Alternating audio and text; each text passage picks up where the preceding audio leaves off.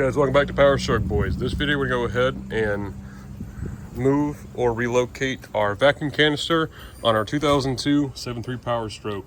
This will be the same thing through the 1999 to 2007 6-liter and 7.3 diesels. You have your four-wheel drive solenoid, your vacuum pump, everything's pumped in here because you guys have a vacuum pump and a four-wheel drive solenoid because these trucks use a ESOF system, which is a electronic shift on the fly, meaning that this truck has automatic locking hubs. It has vacuum lines that come down to the hub. There's vacuum actuated hub seals. The truck's a complete mess, ignore that.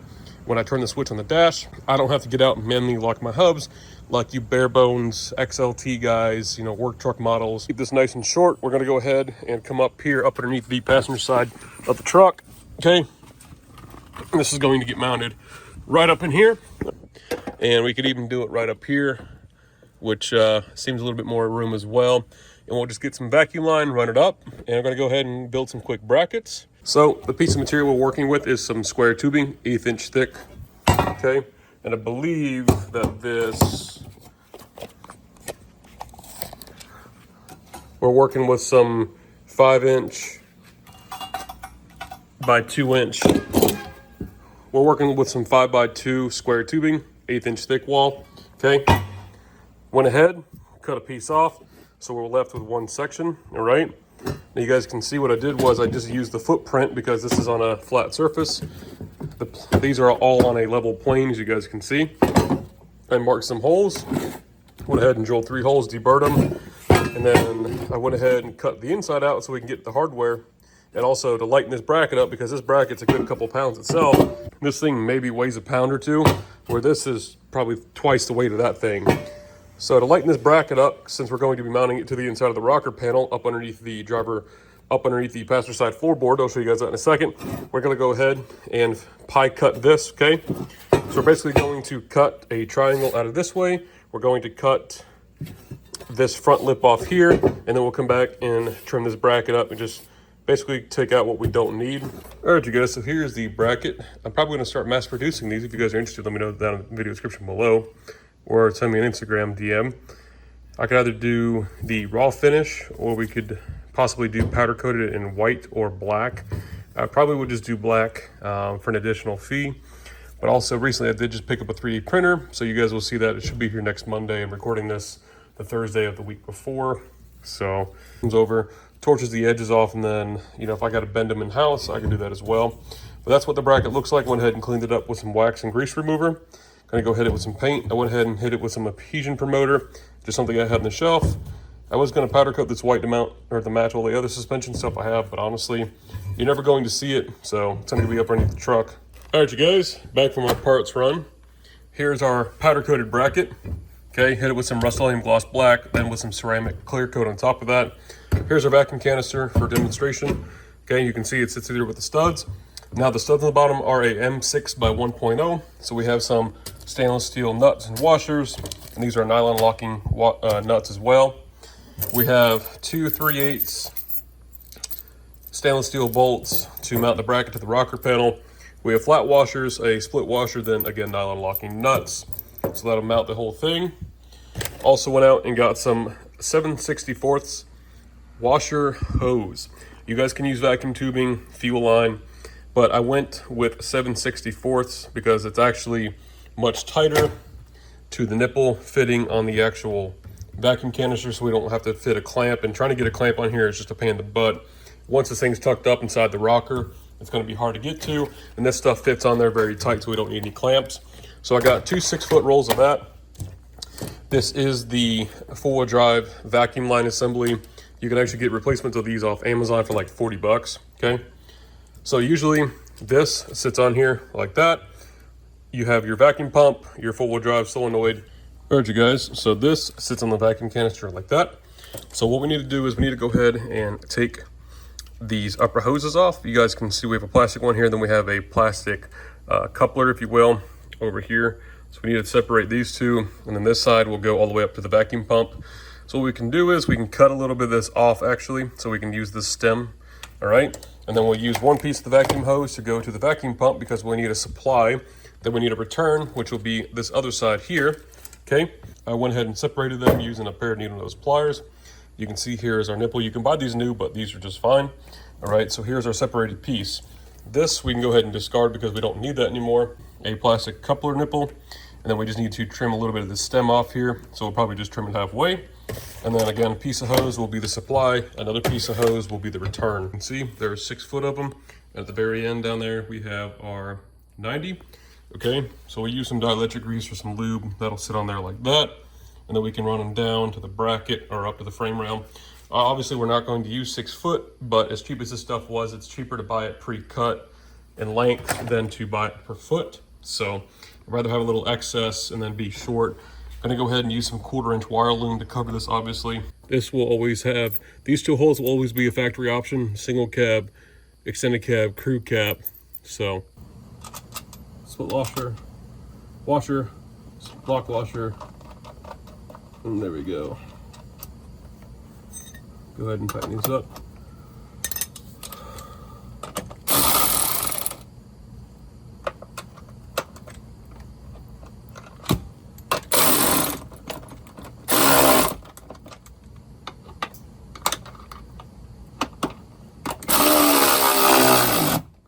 In real time, and that thing is solid.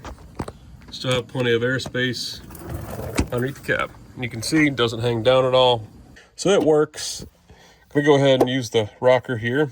Went ahead and I trimmed off that ear, hit it with some paint, and I'm going to go ahead and mount it using one of the bolt holes already provided inside the rocker. And then we'll drill a hole on the inside of the rocker. We just need to make sure we're above the inside lip here because we don't want to drill out.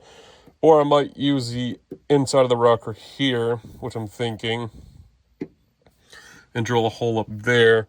Because if we use a rib nut, I was just looking at actually, the rib nut would be this way, it'd be really weird, so we want the bolts to face that way. Use the hole here, how to bored that out to 1/2 inch. How to put one more down here. And just so you guys know, these Morrison crimpers, complete fucking garbage. Don't ever buy them. So anyways, go and take some Loctite, lock washer, put that bracket up here. All right, you guys, I've decided to mount the full drive solenoid down here as well. So we're just gonna call this a full drive system relocation video at this point. All right, so I'm thinking right here in the middle, kind of keep it like a little cool layout, or I could even go up here if I wanted to. We're gonna use some more rib nuts. These are 7/16, or these are 5/16 rib nuts I'm using, by the way. So we got this guy mounted. Got one vacuum line connected. You guys can see I went ahead and swapped, usually 90s on this side, went ahead and swapped to this one, or maybe I had that right. Anyways, so I'm thinking, put that right there in between them, and we'll cover that hole. I'll mark it, use 2 rib nuts. All right, you guys, got our 2 little rib nuts here in the inner rocker. Got them centered with this little hole here. Don't worry, we can still have drain holes down here for all the metal to drain out. All right, so this vacuum line to feed, we'll have the return go up to the top. It's going to be a little bit of a weird setup because I'm going to have to run a couple of lines. So I'm probably going to have to go get some more vacuum hose. So I'm probably going to call it the night here shortly. But one thing I'll obviously have to do is extend the connectors for the pump and the full drive solenoid, but those aren't hard to. We'll just make our own little harness. Be nice if I had another one of those full drive solenoids to tear apart so I can make a female to male connector, but I'm sure I could find one out there, but I just don't feel like waiting. So the easiest thing we're going to do is just cut it. But I'll see if I can make an extension harness. Maybe I go to the junkyard and get one. But anyways, all right, you guys, so here's our harness. This is going to be the connectors down at the underside of the passenger side frame rail, where it's going to connect to the vacuum pump and the four-wheel drive solenoid. And this is where it's going to get soldered up at the connectors where these guys used to reside. Now, this is simply just a 7 conductor wiring harness. This is actually the same one you'd get at O'Reilly's, Lowe's, Home Depot to replace a 7-pin on like a trailer, for an example. This is the only 7 conductor wire I could get locally. Obviously, I could have waited on Amazon. I got it next day, but I have to get this truck back together for work. And I want my AC to work, and I want my four-wheel drive to work. So, and plus, the nice thing about this is all nice, heavy-duty, thick gauge wire.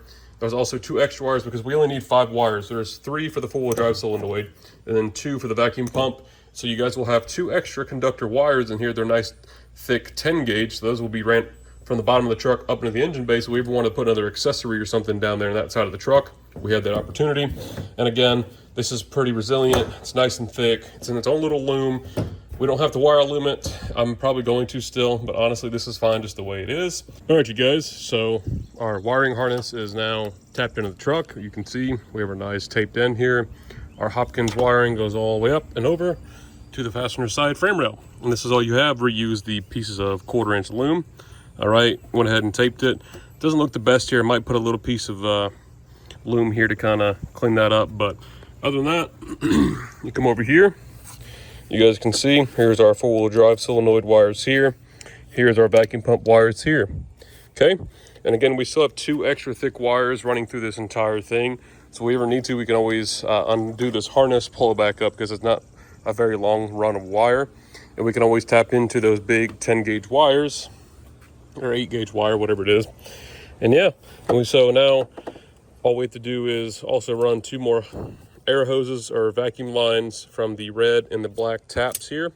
Okay, this one's for the 4-wheel drive, this one's for the blend doors, which I'll go up underneath the truck and show you guys really quick what we look like down here because it's daylight. All right, so here we are. Here's the 4-wheel drive solenoid, okay? Using the stock bracket, piece of airline. We have our supply going to the canister. Our return or supply going up out of the canister, goes back up in this wire loom here. This is another 4-wheel drive hose assembly we talked about earlier in the video. You guys will need this elbow as well. So technically you'll need 2 of those assemblies to get this fitting. But yeah, so we have this. Again, we'll go red to red, black to black. That's why I left these to identify them, okay? I'll also put a little bit of electrical tape on each piece of hose so we can identify that as well. I want to see if I got some heat shrink as well so we can dictate that. All right, you guys, move the truck forward here, some in the shade so we can get that glare out of our way. Anyways, you can see I went ahead and used some 3/4 inch loom to wire up the Hopkins wiring harness that we made. Just a nice extra touch and just looks much more professional instead of just having it exposed, even though it's in its own conduit. I just like wiring nice, you guys know me. And coming over here, zoom out here, you guys can see, looks much better instead of just having that tape job. So we're gonna go ahead and tuck that down. I was gonna try to get some bigger wire loom, some like 1 inch, but honestly, that's way overkill. And I'm just gonna run everything in its own harness because if I want something, if I need to diagnose something or if I don't wanna, you know, keep this permanent, if I ever sell the truck and I need to take this wiring out, which this truck always has a price. So if you guys are interested, let me know. It's not cheap.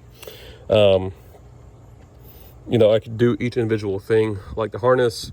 Okay, that could be its own thing. I was gonna run all the vacuum lines together, but I wanted to run it all in one loom, but honestly, I don't think that's gonna happen with this one. So that is the feed going up to the blend door actuator, and that's where it tees off in that little plastic fitting there. Let's go up underneath the truck and show you. This is all loomed. Definitely glad I went with this route. I cleaned up a lot, and also it just makes things so much easier. So the vacuum lines are all together, and then the electrical is all together.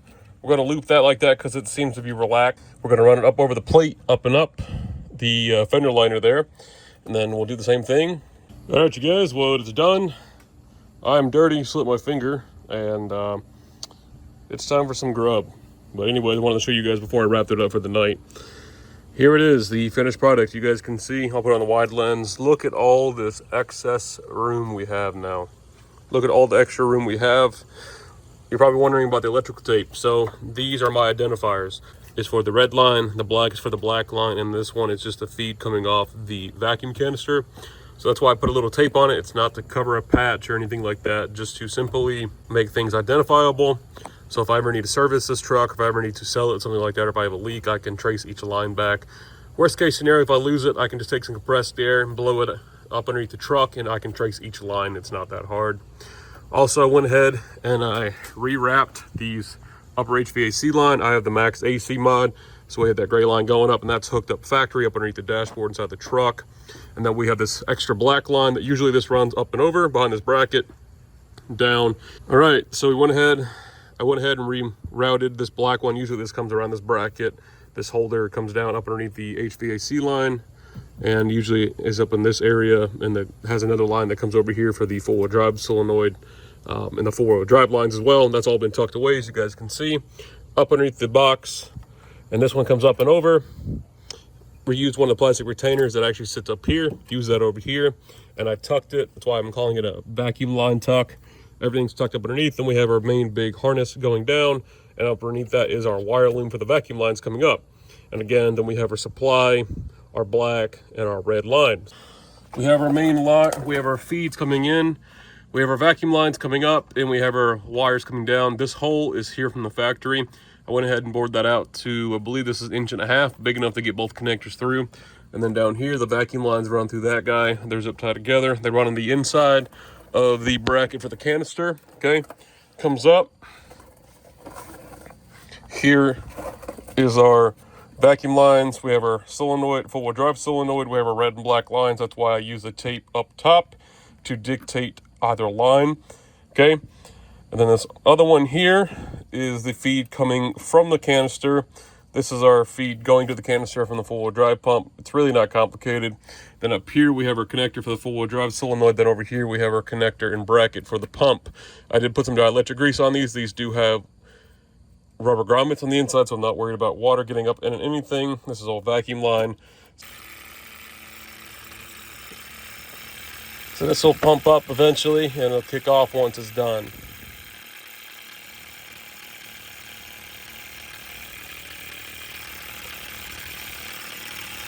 All right, you guys, so that's a wrap to relocating the four-wheel drive solenoid, the vacuum canister, and the vacuum pump on your guys' 99 to 2007 Ford Excursion F250, F350, 6.0, 7.3 Powerstroke diesel. Again, why did I do this? Well, because I can. Number two, it frees up a lot of space. And number three, it's a conversation starter if I'm ever at a truck show or a meet. I pop my hood and they're like, oh my gosh, what's up with all the room? Wait, the batteries are gone. You guys can do it too. If you guys are interested, I will be making those brackets. I will be 3D printing them.